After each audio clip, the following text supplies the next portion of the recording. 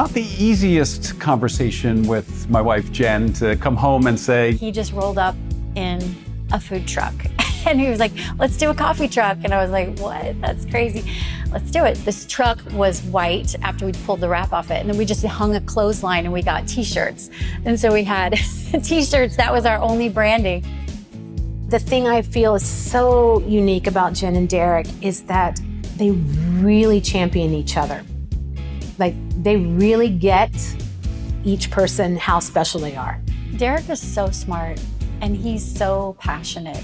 Like, if you've talked to Derek for a minute about coffee, you know. I'm trained as a sommelier. Coffee is actually something like 3 times more complex than wine. The flavor profiles, sweetness and roast character and fruit and acid, all kind of working together. The heavily roasted versus the light and lean and austere. Kenya AA versus a single finca Guatemala. This concept of synesthesia, seeing colors where the senses get crossed. You know, when I'm playing a guitar amplifier, I know what a Marshall full stack sounds like. I know what to expect. Capture the sonic profile of an amplifier in the flavor profile of that blend of coffee. Marshall full stack, big and bold and in your face. There's some actual flavor components that I could use. The Fender Tweed amplifiers of the 1950s. One note is soft and sweet.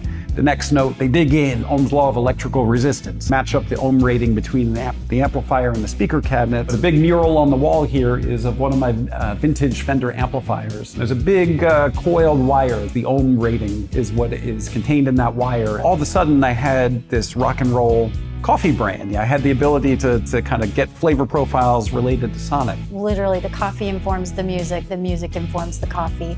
Never backing down. That's what I would say about Jen and Derek. They never back down.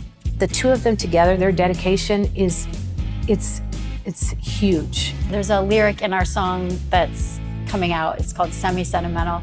And it says, walking bare feet in new shoes, take a sucker's bet, I can't lose because I'm bulletproof. And it's like that sentiment of like you're walking in bare feet, but your vision is walking in new shoes. You know, like you have to hold that vision and believe it before it comes true. We ended up having to sell the first truck because it was no longer street legal in the state of California. You know, there was the time that I went to go and fire up the truck for service and looked at the back of the truck and there were no generators. $8,000 of generators just vanished into thin air. You know, I came in 3 years ago, just about to the day. Prior to me joining the team, we were heavily mobile coffee, heavily wholesale. The dream that we dreamt is now the reality. We have a roastery and a truck and we've come all this way. Is this gonna be enough? And we started to look for retail space because we really wanted to share community. I went and we did our normal weekly delivery route, and one of the stops was Monday Bakery. And we got some unfortunate news from them that they were going to be closing their doors. Maybe there's an opportunity here for her to get out from under the obligations, for Ohm to find that location that we had been searching for. Derek called me and he's like, he had news that these 2 cafes were going to be available, and he's like, what do you think? And I'm like, that's crazy. Let's do it. You know? What's the alternative? Not doing it? No, absolutely not. Who we are as people and as a business and as a part of this community. October 4th was the first day of business for the Napa location. And within a month of that, we opened up the Sonoma doors as well. So October 30th was the opening day at Sonoma.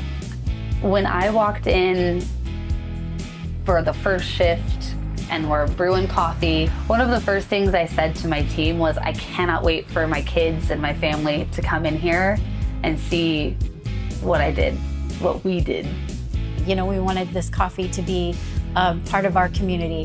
What's great about the chamber, the Napa Chamber, is that they saw us. They said, hey, we know what you're going through. We see you, you're one of us. And even something that might have seemed little to somebody else was so big for us. It means everything, to be honest. We're so grateful, like, really. And it's just an extraordinary gift to be able to create all of this with my best friend and my wife.